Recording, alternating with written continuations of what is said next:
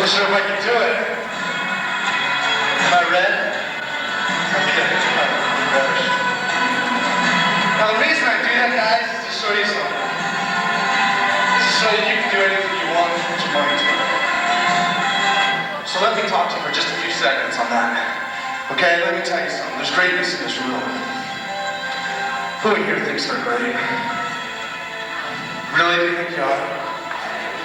Because you know you are. I have a buddy that was standing up in one of the schools down in Florida. He was standing up and he went up to speak and he was facing the chalkboard when he walked in the class. And he started saying under his breath, "There's greatness in this room. Where are you? There's greatness in this room. Where are you?" He did it a few times. Nobody said anything. Finally, he turned around and he started pacing up and down the aisles and he says, "There's greatness in this room." Finally, he says, "Where are you? Where are you?" Finally, in the back of the room, a little boy rolls his